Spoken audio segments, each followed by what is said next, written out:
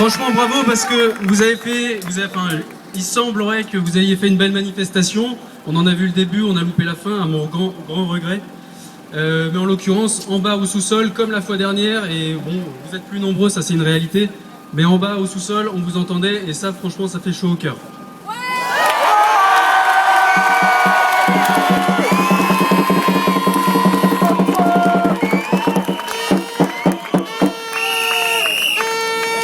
Donc il y a un premier élément que je voulais vous communiquer, c'est que la mobilisation, comme on vous l'avait dit, c'est une action parmi tant d'autres, mais en tout cas, elle paye, puisque aujourd'hui, lors de cet entretien, nous avons pu consulter un projet de décret qui a été rédigé et daté 4 jours après la dernière manifestation. Donc on pourrait penser que votre mobilisation n'y est pas pour rien, et nous vous en félicitons.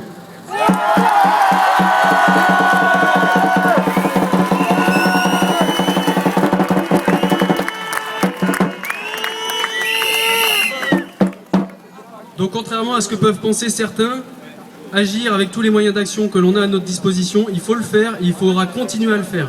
Il faudra continuer à le faire, pourquoi? Parce qu'aujourd'hui ce projet de décret tel qu'il nous est proposé n'est pas satisfaisant, est incomplet, ne porte pas sur l'ensemble des points que nous souhaiterions, l'ensemble des points qui devraient être traités pour sortir de cette crise.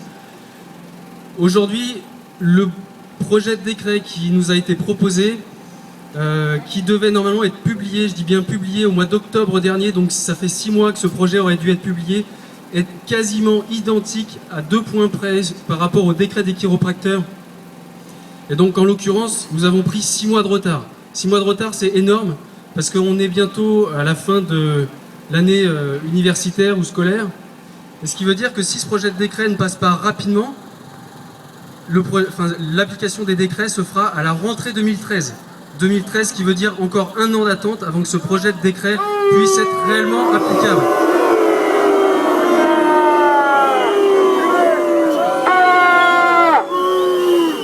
Un an d'attente, qu'est-ce que ça représente? Eh ben, c'est pas faux, si vous n'avez pas entendu, ça représente 8 ou 10 000 euros, c'est une réalité. Mais ça représente aussi l'arrivée en première année sur l'ensemble du territoire de 3 000 à 3 500 nouveaux première année. Et c'est beaucoup trop! Et c'est beaucoup trop, comme le dit si bien Vince. C'est beaucoup trop, mais ça c'est à l'entrée du tuyau. À la sortie du tuyau, ça veut dire 2000 à 2500, voire 3000 diplômés. Et c'est encore beaucoup trop. Donc aujourd'hui, face à cette situation, si ce projet de décret ne trouve pas un consensus de la part de l'ensemble de la profession, de l'ensemble des acteurs, il est fort probable, en tout cas il faut s'y attendre, c'est que le délai de mise en application de ce projet de décret soit d'1 an, et donc on subirait cette situation qu'on vient d'évoquer. Comme je vous le disais, ce projet de décret, il a mis 6 mois à sortir, alors qu'il aurait dû être publié il y a 6 mois, et rien ne justifie aujourd'hui, dans les raisons exposées, un tel retard.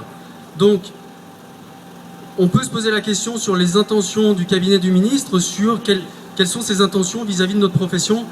Est-il favorable à notre profession? Y a-t-il derrière des calculs électoraux?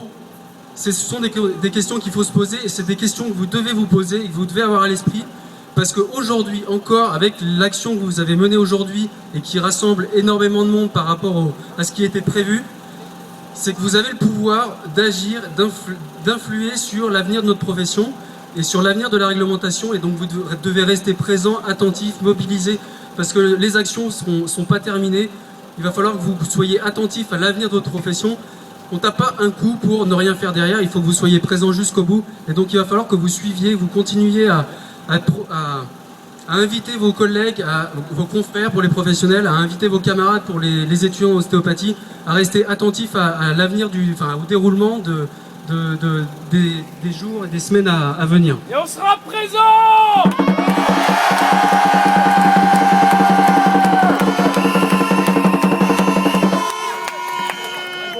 S'il y a bien une chose à laquelle il faut être attentif, puisque notre pratique, l'ostéopathie, si on le veut, si on souhaite que sa qualité et que la sécurité du patient soit garantie, il nous faut, par manquement de l'État dans ses obligations et dans ses engagements, Il nous faut nous structurer, nous serrer les coudes.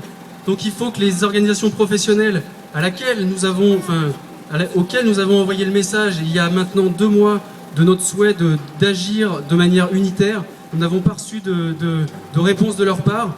Il faut que vous mettiez la pression sur ces organisations pour qu'elles soient présentes, unies les unes avec les autres, à nos côtés, avec eux, et que l'action continue pour que on puisse arriver à nos fins. Et donc la qualité des pratiques aujourd'hui, la qualité de l'ostéopathie et la sécurité du patient, elle passe par une structuration de notre part, et il faut nous rassembler autour de valeurs fortes qui sont l'exercice exclusif de la profession parce qu'ils garantissent une qualité de soins, une formation du haut niveau qui soutient une pratique de qualité, et en l'occurrence une formation de haut niveau, c'est pas 3 ans. C'est combien? C'est 5 ans. C'est bien, je vois que Vince a bien fait passer le message, Francky, bravo. Donc un exercice exclusif, une formation de haut niveau en 4200 heures selon les recommandations de l'OMS et un code de déontologie. Ce triptyque permet d'assurer un soutien, une réelle qualité des soins à même de garantir la sécurité des patients, et c'est ce à quoi s'attache la fédération depuis 1 an, depuis qu'elle existe, en rassemblant patients, étudiants et professionnels autour de valeurs communes qui sont celles-ci pour le bien et l'avenir de l'ostéopathie, pour le bien de ses acteurs et l'avenir de l'ensemble de ses acteurs. Je vous remercie d'avoir été présent. Je vois que derrière il y a une fresque qui est en train d'être réalisée, je sais pas, elle a bientôt l'air terminée. Je vous remercie pour votre présence, je vous remercie pour cette belle manifestation, et je vais donner la parole à Philippe Sterlingo, président du syndicat français des ostéopathes, qui est membre de la Fédération française de l'ostéopathie, et ensuite à Nicolas Massabo, qui est président donc, de l'Union nationale des étudiants en ostéopathie, également membre de la Fédération française de l'ostéopathie. Je vous remercie encore, bravo, et à très vite, merci.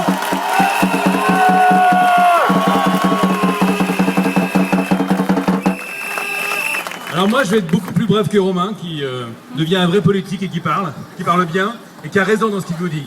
Mais moi je vais être très bref, je vous dis bravo. Bravo à tous.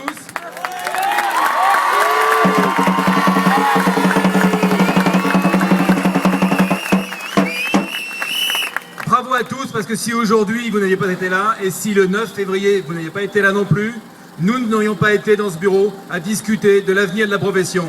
Et je dis bravo parce que comme l'a souligné Romain, ce projet de texte, il est prêt depuis des mois et il ne sortait pas du placard.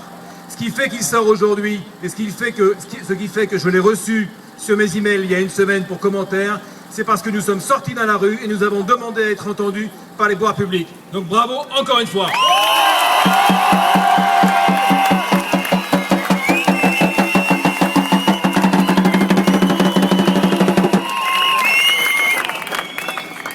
C'est malheureux, mais pour être entendu, il faut être dans la rue. Je le regrette, mais c'est comme ça, et en tous les cas, ça a marché. Ce projet de décret que j'ai reçu il y a 1 semaine, comme l'a dit Romain, il est assez proche de celui des chiropracteurs, et il devrait permettre, s'il est appliqué de manière rigoureuse, de réguler un peu la formation et d'éliminer un tas d'établissements de mauvaise qualité. Ça, c'est un bon point. C'est une première étape dans un processus de régulation de la profession.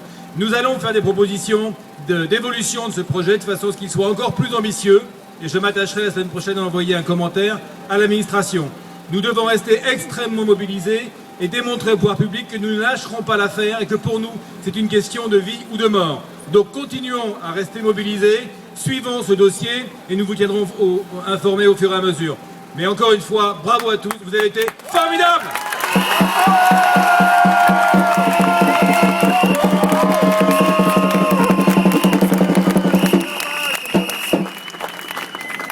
Bonjour.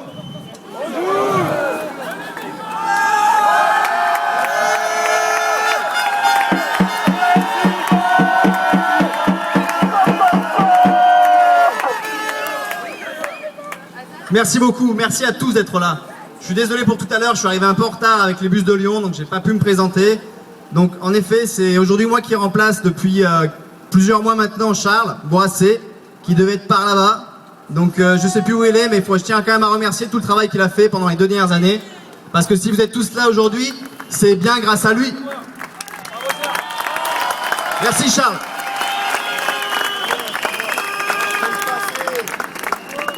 L'UNEO connaît, je pense, quelques changements depuis